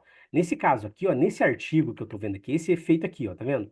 É o efeito 118, tá vendo que é o efeito 118, que está no artigo 5, que eu tabulei na minha base, do professor Walter Vieira, de 2017. Então, isso aqui está lá na minha referência. Então, a média desse artigo dos vendedores, de todos os vendedores que responderam, era de 35. Qual que era o tempo desses vendedores na empresa? A média dos vendedores na empresa era de 9,21. Qual foi o tipo de publicação? Ah, foi um periódico, porque eu tenho, aqui nesse caso, a gente estava incluindo também dissertações, estava incluindo trabalhos publicados em eventos, mas que não tinham sido publicados em periódico ainda. E onde que ele foi publicado? Num periódico nacional ou num periódico internacional? Então, é isso que eu classifiquei aqui para essa meta-análise. Então, como que a gente faz a meta-análise, pessoal? Então, uma forma bem simples de fazer para quem é iniciante é utilizar o Meta Essentials. O Meta Essentials, o Alfa foi informado num artigo ou o senhor calculou? Não, ele é informado num artigo, Isadora. Ele é informado num artigo. Eu vou mostrar para vocês os cálculos de conversão. Aí eu vou compartilhar essa base para vocês, pessoal. Aqui, ó, como que a gente faz a conversão? Vou abrir uma outra planilha, que era de um outro artigo, olha só. Então, você tem aqui, ó, os artigos. que eu estou estudando a relação entre ambiguidade e turnover, tá vendo? Ambiguidade e turnover. Então eu tenho o R bruto.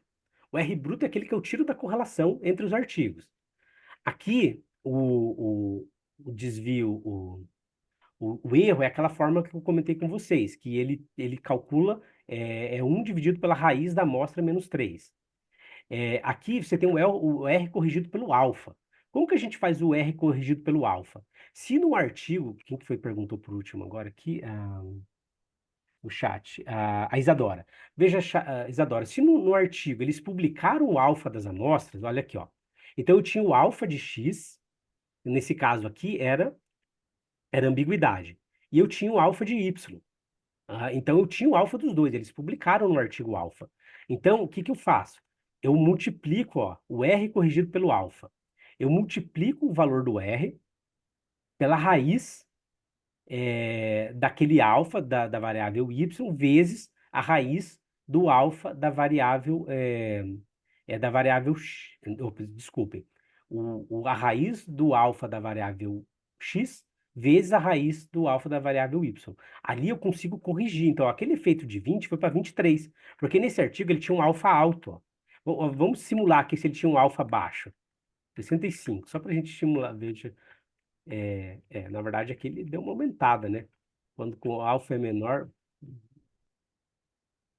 Não sei por que que ele aumentou e diminuiu. Eu não entro muito no detalhe das fórmulas, tá? Tem que ver com o professor Walter Vieira na fórmula ali, por que que ele aumentou. Eu achei que ele ia diminuir quando eu diminuísse o tamanho do alfa. Parece que quanto mais próximo de um alfa, menor, mais próximo é o R original do R corrigido.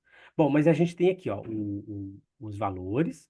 Daí eu tenho o R corrigido pela amostra, ó. E daí eu faço o R vezes a amostra. Por que que eu faço isso daqui? Porque eu quero estimar esse alfa aqui, ó. O R, o R simples, geral dessa relação, o R corrigido pelo alfa, o R corrigido pela amostra, e o R corrigido pela amostra e pelo alfa. Então, eu tenho aqui embaixo os 4 R's dessa relação aqui, ó, entre ambiguidade e turnover. Então, pessoal, eu vou conversar com o pessoal da Elna, com todo mundo que está inscrito nessa sessão, para você compartilhar não só a apresentação, mas para compartilhar as fórmulas também, tá, Elna? Porque eu não tenho muito tempo na palestra de entrar nos detalhes, nos pormenores das fórmulas, tá, pessoal? Porque senão não dá tempo. Então, falta só 10 minutos. Então, eu vou mostrar para vocês como que faz a meta-análise. Mas aqui, como que a gente calcula a correção. Mas a gente não se preocupa em corrigir isso se eu tenho, se eu uso os softwares, pessoal. Porque os próprios softwares fazem essas correções para a gente. Então, olha só, vamos usar para vocês o Meta Essentials. O Meta Essentials, na apresentação, ele vai estar o link do Meta Essentials. Ó, ele é compartilhado para essa universidade aqui, ó, Erin. Então, quando vocês clicarem nesse site aqui, nesse link, vocês vão baixar esse software, que é o Meta Essentials, que é o software que calcula já a meta-análise para a gente. Eu vou utilizar o primeiro aqui, ó. Então, ele é bem fácil de fazer, pessoal. Ele só demanda um pouquinho do computador se você tiver muito efeito. Mas olha só, eu vou na primeira planilha que tem um input. Ó, a primeira coisa que eu faço é colocar o nome dos artigos que eu vou estudar. Então, nesse caso aqui, eu quero estimar do engajamento, né? Então, eu venho aqui, copio o nome dos artigos. Eu sempre vou aqui colar valores. Porque quando a gente cola valores, ele não desconfigura nada das fórmulas. Agora eu vou calcular, vou copiar, pessoal, o effect size desse efeito aqui que eu quero. Aqui, ó. O efeito que eu quero. Então, o efeito é o R de Pearson. Então, calculo o R de Pearson. Opa. Copio o R de Pearson. Colar valores. Agora eu vou copiar o erro. O erro padrão é aquele erro que a gente calculou pelo tamanho da amostra. Que está na fórmula, que eu vou compartilhar para vocês. Copiei o erro. E agora eu vou copiar o número de observações. O número de observações é o tamanho da amostra. Então, copio aqui. Colar. Valores. Agora, ele já atualizou a minha. Quando a gente faz, que ele já faz automático, ele está com umas configurações que ele já faz automático. Então, quando eu venho aqui, ó, eu já tenho esse matriz aqui com o meu forest, com o forest plot aqui, ó, de todos os efeitos, tá vendo, ó? Então, o primeiro artigo ele tem um efeito maior, o segundo artigo tem um efeito menor, tá vendo? Mas aqui tem um efeito médio, ó. E quanto que é esse efeito médio que está no final da minha matriz aqui? Tá aqui, ó, o efeito de ponto 40. Então, qual que é o efeito, nesse caso aqui, que eu estou estudando, ó? Engajamento no trabalho dos vendedores e desempenho dos vendedores, que é o que eu copiei ali, né? Desempenho dos vendedores, que é o que eu estou estudando, ó. Desempenho, que é como eu chamei todas essas variáveis aqui. Então, ele tem um efeito de ponto 40. É esse o efeito que ele... Ah, aqui, quando a gente começa o modelo, ele pergunta se o efeito é aleatório, se o efeito não é aleatório, pessoal, se o efeito é fixo. A gente sempre faz com efeito aleatório, porque o efeito fixo é quando a gente tem certeza de que todos os estudos foram feitos de maneira iguais, com o mesmo tamanho da amostra, com a mesma condição, com a mesma aleatoriedade, e a gente nunca tem isso em estudos isso é mais, o efeito fixo é muito mais fácil quando eles fazem estudos de laboratório, controlado, sabe, é mais usado na medicina. Na área, quando a gente pesquisa com dados, em ciências sociais aplicadas, com dados de pessoas, a gente sempre tem efeito aleatório. A gente quer o intervalo de confiança. Então ele calculou qual que é o effect size. Então ele já me calculou aqui o effect size. Aí a Isadora estava preocupada com o effect size corrigido pela amostra, pelo alfa. Se você inserir aqui o effect size já corrigido pelo alfa, aí ele vai corrigir pelo alfa, e quando ele tem um erro aqui, ele vai corrigir pela amostra também. Então você vai ter um alfa corrigido você vai ter um efeito corrigido pelo alfa e pela amostra. Nesse caso aqui, eu fiz direto, eu não corrigi pelo alfa, então ele só é um effect size corrigido pelo tamanho da amostra. Aqui ele tem um erro padrão, ó, o erro padrão do efeito. Ele tem um intervalo superior, um intervalo inferior, e ele tem aqui o z-velho, que é a significância estatística. Essa relação aqui de ponto 40, ela é diferente de zero? É, significativo. Então você tem um efeito de ponto 40 significativo. Porque se ele fosse muito variado, essas minhas entradas, ele não seria significativo. Aí lembra que a gente comentou lá da heterogeneidade? Olha, ele já calcula o número de estudos incluídos, ó, 32. Lembra que a gente falou da heterogeneidade, que é o q-plot? Que é o Q-teste, ó, o meu aqui tem um de 151, mas ele é significativo, ó. Então ele tem heterogeneidade suficiente para fazer uma moderação. E uma última variável que importa para gente é o viés de publicação, que é aqui, ó, que é o file safe number. Lembra que eu comentei? Esse file safe number, ele me gerou aqui, ó, um valor de 3.646. Quer dizer que eu preciso de 3.646 estudos fora daquele intervalo de confiança para dizer que a minha variável não é significativa. Ele faz outros valores aqui, ó, distribuição normal, ó. Tá vendo que os meus efeitos ele tem uma distribuição normal? Também ele faz, é interessante. Só que se eu quisesse testar uma moderação, professor, vamos ver, mas será que isso varia de B2B para B2C? Então, olha só. Eu posso vir aqui, ó, tá vendo aqui B2B está codificado com 0 e B2C codificado com 1. Então, vem, copiar, colar. Volto aqui na minha planilha do Meta Essentials, rolar, valores. Ó, já pegou os subgrupos aqui, 0 e 1, certo? Aí eu vou aqui na análise subgrupo, ó. Agora, pessoal, ele fez o efeito separado. Só deixa eu ver se ele atualizou aqui. Ah, aqui, ó, já fez o efeito separado para o grupo, ó, com 0 e 1. Ó, no grupo 0, o efeito é de 0,09. Tá vendo? O effect size corrigido. E no grupo 2, é de 0,48. É de 0,48. Então, a pergunta é: 0 é B2B, 1 é B2C. O engajamento no trabalho, ele é mais forte para explicar a performance do vendedor em contextos B2B ou B2C? B2C. Então, a gente sabe, a gente consegue testar aqui que, olha, o engajamento no trabalho, ele tem uma explicação muito mais forte, de 0,48, na performance do vendedor em B2C, quando ele está atendendo outros clientes. Quando é venda industrial, a motivação no trabalho, o engajamento no trabalho não é uma coisa tão importante. Sabe, engajamento no trabalho é como vestir a camisa. É muito mais importante vestir a camisa no B2C do que no B2B, pelo menos. É o efeito que a gente encontrou aqui. E se a gente quisesse fazer uma análise de moderação por idade? Porque a idade é uma variável contínua, né? Será que a idade influencia? Ó, posso copiar aqui a idade. Aí eu venho aqui na análise e coloco aqui o moderador de idade, ó. Rolar valores. Aí ele já vai me atualizar aqui, deixa eu... Análise de moderador. Aí ele tem aqui, ó. Essa relação é positiva ou é negativa? Ó, ele tem um beta, ele gera o beta da regressão. É um beta significativo, mas ó, de 0,8 p-valor. Significa que à medida que aumenta a idade, será que para vendedores mais velhos, o efeito do engajamento no trabalho sobre a performance é maior do que para vendedores mais jovens?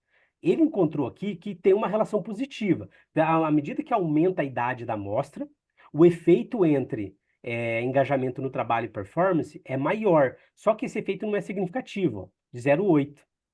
Entenderam? Então, eu posso descartar essa relação. Então, a gente fez a moderação. Pessoal, a gente está chegando no nosso final aqui. Eu vou fazer o seguinte: três coisas, né, que eu posso falar para vocês. Um é que a apresentação está gravada. Então, se você estiver, acabou não. Eu tenho Gabriela, o professor Walter Vieira sempre faz um curso, só que eu não tenho certeza, é um curso ao vivo, sabe? Eu não tenho certeza se é um curso, sabe, se ele tem gravado o curso para a gente assistir, assim. O que eu posso indicar é procurar ver se o professor Walter Vieira tem o curso, porque ele é um expert em meta-análise no Brasil, sabe? Ele e o Fernando, mas eu não sei se o Fernando lá da Unicinos oferta curso de meta-análise. Um outro professor que também estava ofertando é o professor Celso de Matos da URGS, mas eu acho que ele está fora do Brasil agora. Sabe, eu não tenho um curso para indicar, assim, mas vale a pena fazer um curso mais aprofundado, sabe? Manda um e-mail para o professor Walter Vieira. É da UEM também. É aqui, ó, VA Vieira, @uem.br. Manda um e-mail para ele, perguntando se ele está com algum mini curso aberto ou quando que ele vai ofertar o mini curso. Tudo bem? Ele é que é o expert ali da UEM, ok? Pessoal, e daí a gente foi tirando as dúvidas no meio do caminho, acabou não dando tempo de tirar as dúvidas no final. Mas o que que eu vou falar para vocês? Três coisas. A nossa apresentação está gravada, embora seja acaba sendo um pouco rápido. É, Segundo, eu vou pedir para o pessoal aí do SEMIAD compartilhar todos esses materiais. Vou fazer um drive, ó. Um drive dessa pasta, onde tem todos os materiais. Tem o Meta Essentials, tem a apresentação que eu fiz para vocês e tem outras informações aqui também que vocês podem utilizar. Inclusive, isso que a gente fez agora vai ficar salvo lá para vocês conferirem, olhar depois, tudo bem? Pessoal, muito obrigado. Eu lembrei que eu preciso compartilhar aqui com vocês para vocês avaliarem, tá? A nossa, clica no link aí, depois que a gente encerrar, vamos fazendo a avaliação da nossa apresentação.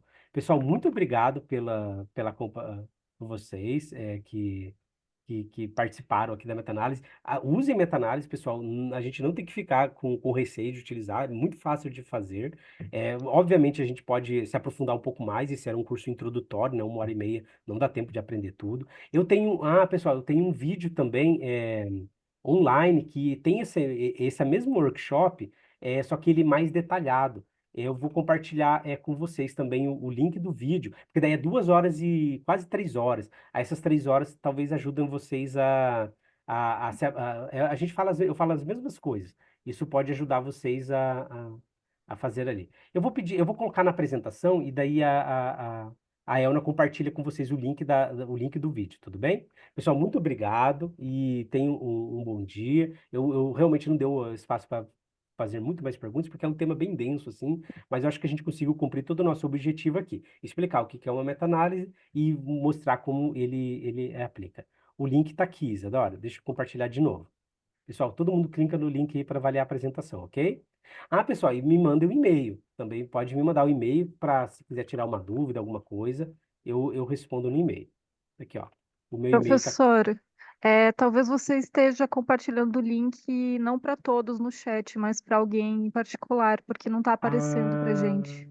verdade. Ele foi só para uma pessoa. É verdade mesmo. Deixa eu ver como é que eu faço para compartilhar para todo mundo. Hum, Só um pouquinho. Eu vou ali em chat. Eu estava compartilhando só para uma pessoa, para todo mundo. Desculpem, pessoal. Aqui, agora apareceu o link. Desculpem, pessoal. Não, não estava aparecendo nada. Eu estava mandando todas as informações só para uma pessoa. Vou mandar vou colocar o e-mail do professor Walter. Quem quiser perguntar se tem um curso aberto, vou colocar o meu e-mail também, se vocês quiserem mandar um e-mail para mim, tirando alguma dúvida. E daí eu vou pedir para a Elna compartilhar todos os materiais aqui no Drive, se for para todo mundo que está inscrito na apresentação, tudo bem? Muito obrigado, pessoal. Professor, obrigado. Obrigada. Obrigado, até mais, tenha um bom dia. Obrigada, professor. Parabéns. Tá, obrigado, pessoal. Boa sorte nos estudos de vocês. Professor Juliano, você vai disponibilizar esse material para o semeado para passar para a gente? Sim, vou combinar com a Elna agora para ela mandar para todo mundo. Eu vou fazer uma Tá pastinha bom, aqui no Drive para compartilhar tanto a apresentação quanto os materiais que eu utilizei aqui, tudo bem? O artigo, a base de dados, todas as informações para vocês utilizarem, tudo bem? tá bom, professor, porque é muita informação, aí a gente precisa É muita. processar. Sim, É Vera, isso sim. mesmo. Sim, Mas mas parabéns, viu? obrigado, Muito boa a sua apresentação. Parabéns mesmo. obrigado, Tchau. obrigado. Obrigada, Tchau, viu, professor? pessoal. Tchau, Tchau. tchau.